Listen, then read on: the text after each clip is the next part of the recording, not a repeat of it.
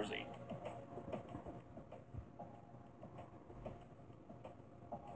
Number 10, New Brunswick.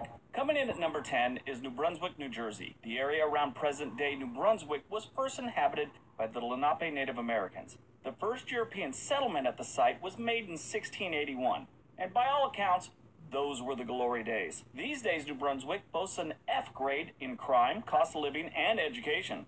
And recently, a rabbi was arrested in New Brunswick for sex trafficking. Wow. The average school test score in New Brunswick is 59% lower than the national average. Good times in New Brunswick.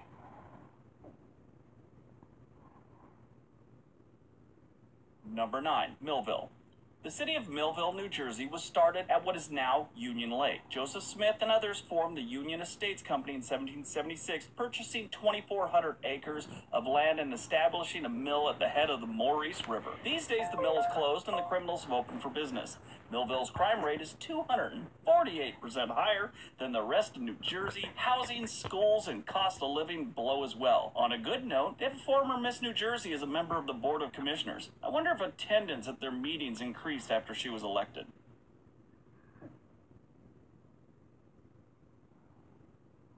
Number 8, Lindenwold. The borough of Lindenwold was created on April 23, 1929. Lindenwold is German for Linden Woods. There's still a bunch of trees here and a bunch of crime on a daily basis. The overall crime rate in Lindenwold is 22% higher than the national average. The schools are in bad shape too. The average school test score in Lindenwold is 63% lower than the national average. That and the proximity to probably the worst town in the United States puts it on the list. Number 7, Paterson. The area of Paterson, New Jersey was inhabited by an Algonquin-speaking Native American tribe of the Lenape. They're often referred to as the Delaware Indians. The city has since evolved, as you can imagine, over the last couple hundred years, but it's a major destination for immigrants from around the globe. It has become very diverse. Now the downside, it has horrible education grades, with only 68% of the people in Paterson having completed high school. The average school test score in Paterson is 60% lower than the national average, and, the crime isn't terrible, well, unless you factor in how the FBI just arrested 2 Paterson police officers for stealing from people they pulled over. But, innocent till proven guilty, it just doesn't look good.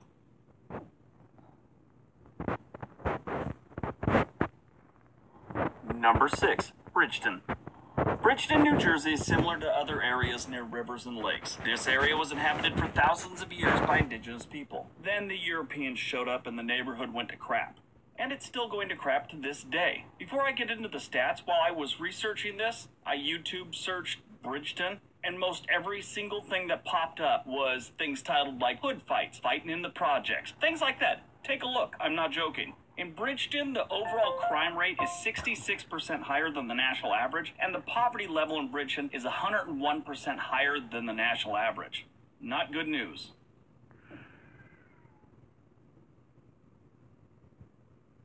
Number 5, Newark.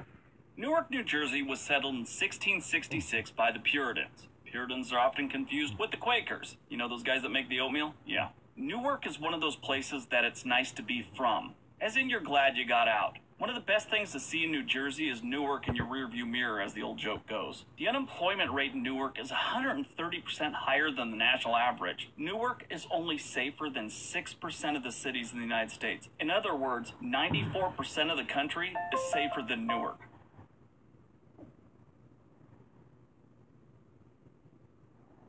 Number 4, the city of Orange. The city of Orange, New Jersey was initially part of the city of Newark and originally known as Newark Mountains. On June 7, 1780, the townspeople of Newark Mountains officially voted to adopt the name Orange. Apparently those people got separation in their blood and they couldn't stop. They kept splitting like amoebas, and now they have East Orange, West Orange, and South Orange.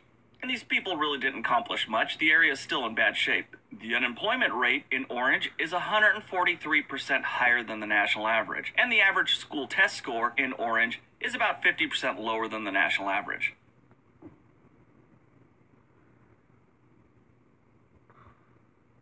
Number 3, Trenton. Trenton is the capital of New Jersey and for a very brief time was the capital of the United States. I imagine our forefathers got a taste of that New Jersey demeanor and decided it wasn't the best first impression to give the rest of the world. The overall crime rate in Trenton is 40% higher than the national average. The unemployment rate is 109% higher than the national average. Side note, those are 2016 stats for New Jersey. They're a little slow about giving updates. Now, I heard it got better in 2017, but we probably won't know that till 2019 or 20.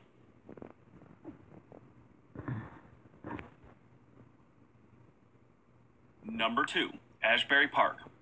The seaside community of Asbury Park is located in New Jersey's Central Coast. It was developed in 1871 as a residential resort for wealthy New York brush manufacturer James A. Bradley. In case you're sitting there going, brush manufacturer wealthy? Brushes used to be handmade and were very expensive.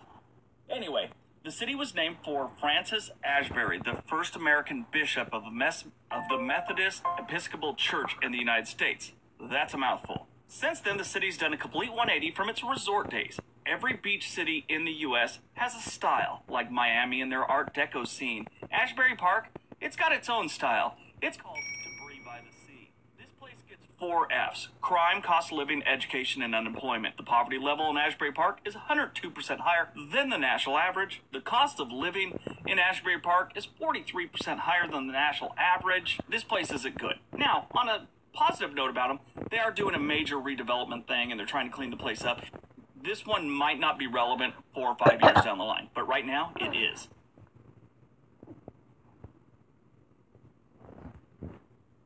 And number 1, Camden. What can you say about a place most people consider the worst city in the United States? Camden, New Jersey has been considered the most dangerous city in the United States for years. To be fair, they have seen a drop in murders and in crime in general over the past 2 years or so, but it's still really bad in most other categories. This place was so bad over the last 30 years, the idea of closing the bridges to Philadelphia has been floated more than a few times. You have to give the police their credit for turning the crime around. Now, if the schools and unemployment could get a turnaround